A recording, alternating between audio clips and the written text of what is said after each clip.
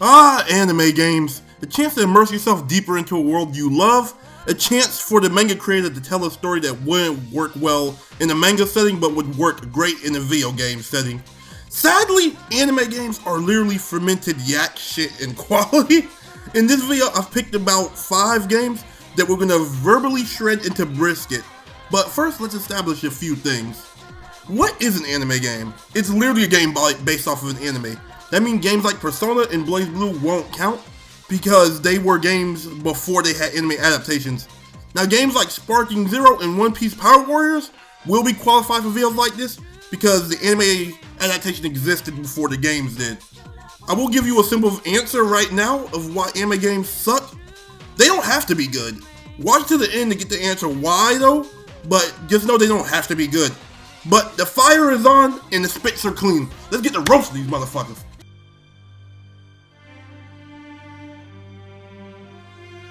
Jump Force. Where to begin with this piece of work? I specifically chose this game first since it's the last big anime crossover game. All these IPs are worse off for being part of this clusterfuck. Yugi's one chance to be in a fighting game and had to be this anime themed toilet paper we call a game. Let's break it down. The art style makes the anime characters look like figurines. Some art styles really didn't transfer over well at all. Deku, my dear boy, what have they done to you? The game has terrible technical issues. I'll leave the obligatory Frieza falling away clip here mixed with a few other clips. But they thought they could cover it up with particle effects, but I don't care how much poison mist you spit at me, I won't hide the fact that Shukaku won't go away. The story idea of the real world being invaded by anime is cool. The villains are just boring as fuck. And on that note, why the hell is Light here? His anime is literally just the real world. It's not interesting to see him because we already saw it in the show. And so unless we're seeing Queer on Broadway, I don't really care. The gameplay is alright. Like literally almost every arena fighter is not much depth, but it's serviceable enough. Some characters were just really good at spamming though. Real. But definitely a skill issue. I'm not gonna lie, but you're crazy if you think I'm gonna hit the lab for this wet turkey ass of a game.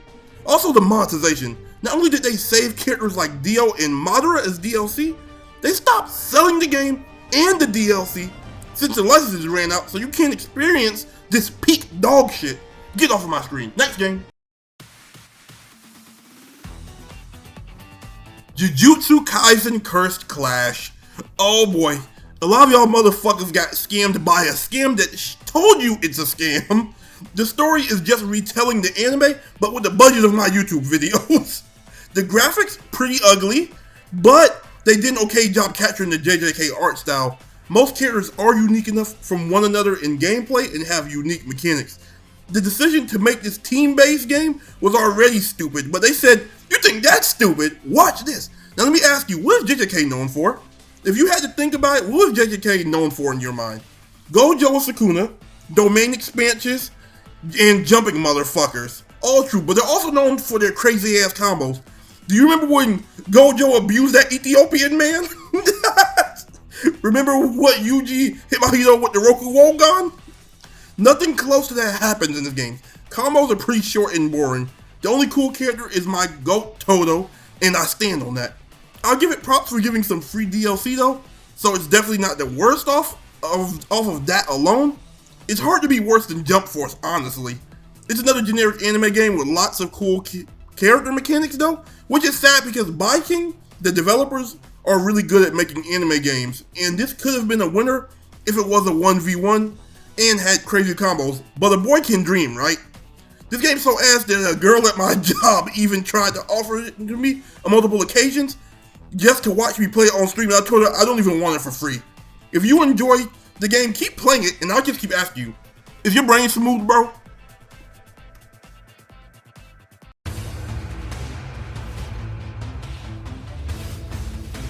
Listen, this segment will be really short, since I don't want to contract some sort of syphilis or something like that by talking about this game too much. Dragon Ball The Breakers is basically Dead by Daylight, and that is not something I expected out of the Dragon Ball franchise. But somebody said let's just fuck up something good and release this game. I don't like Dead by Daylight, but I can acknowledge the creativity of that game. I'm not even gonna sugarcoat it with the breakers. I have 3 words to say about the breakers, and I'm moving on from this dumpster fire. Gameplay affecting gacha. Enough said.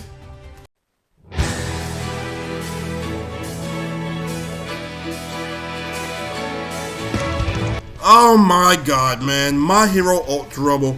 This is the game I foolishly believed in. It was a moment of weakness though. Hear me out. Rumbleverse just died and Ultra Rumble filled that void.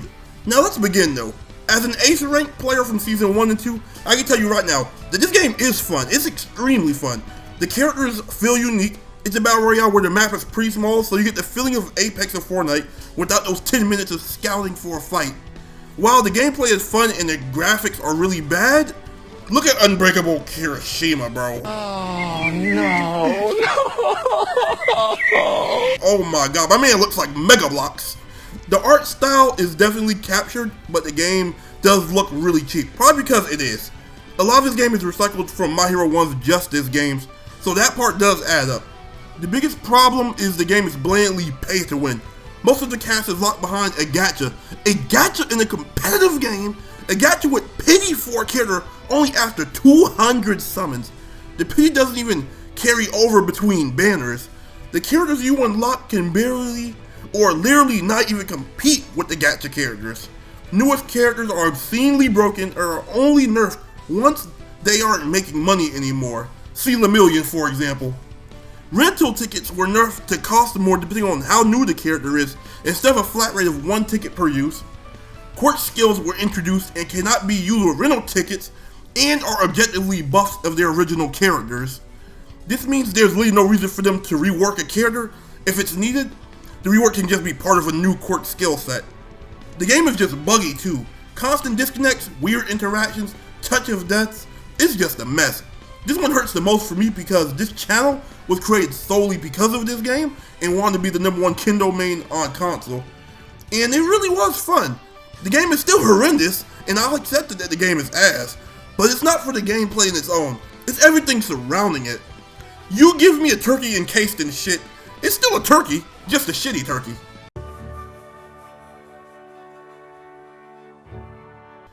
Naruto to Boruto Shinobi Striker. We have landed at the epicenter of bullshit itself. This is by far the worst game on this list. With the absence of Naruto after it ended and Boruto beginning, Bandai decided they needed to do something new. So they decided instead of an arena fighter this time, let's do a team-based game. That's chill, I'm cool with that. It's something new for anime games, it's something you rarely see. I'm not gonna say new, but it is something you rarely see. But Shinobi Strikers is a mess in every way. The story mode is just a bunch of non-connecting missions. The only reason you would play these is for the scrolls, which we'll cover later, and to unlock characters. I'll praise it for giving you a character creator. That makes sense story-wise, since the whole game is based around VR. Not actual VR, but in-world technically you're in VR. You need to pick a character to be a VR master so you can unlock their cosmetics and gain their jutsus for your custom character. Speaking from PS4's experience before I got my PS5, bro, that was earlier this year, just so you know. The game has a ton of hackers on it, even on consoles where it's usually safer from things like that. And the game crashes often, and it's very buggy. So far, so good, right? Let's go to the Dark Continent, boys. Oh boy, this is the 4 horsemen of bad monetization. This was a full price $60 game at launch. A buggy game at full price will never be acceptable in my books. But the game also has characters you can purchase. Now you can unlock the characters for free, but you can't unlock their jutsus, their cosmetics, or their ninja tools for your custom character, which is already pretty pay to win. But at least you can technically access all the jutsus for free in some way, right? No, you still can't. They added separate jutsus you can purchase. And since those jutsus aren't connected to a specific character, you can't unlock them via VR masters. This is terrible enough, but wait, there's more. Say it with me now. Gacha. This game's gacha is atrocious. The contents if the gacha are weapons. S-rank weapons are broken enough. Chakra claws, for example, are super quick weapons that used to lock your substitutions so you can escape your combos. They nerfed them and removed that effect.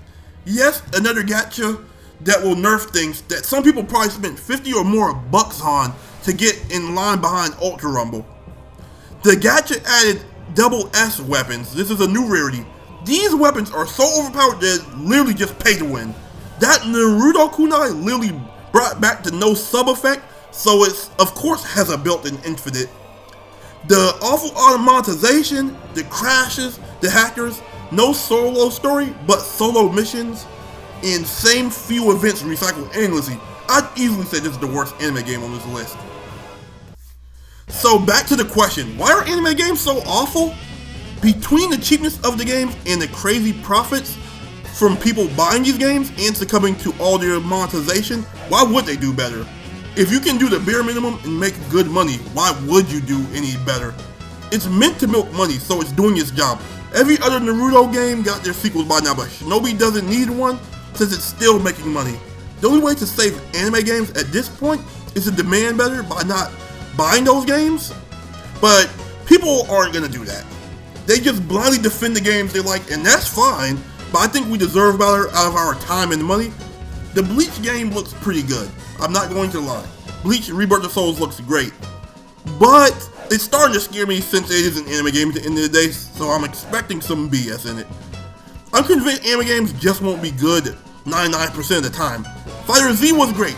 Sparking Zero, not very good game in my opinion, but it is way better than these nosebleeds and has something called super crazy high quality put into it. Hunter x Hunter Nin Impact looks fun, but graphically, it looks very janky. But Aiding did definitely do, they did DNF Duel, and that had no content at all, so I'm not expecting much out of that game. I'm going back to my anime tits and Peach Beach Splash. That's my kind of game. Yeah, you know what I like, girl. Can a guy get some privacy, bruh?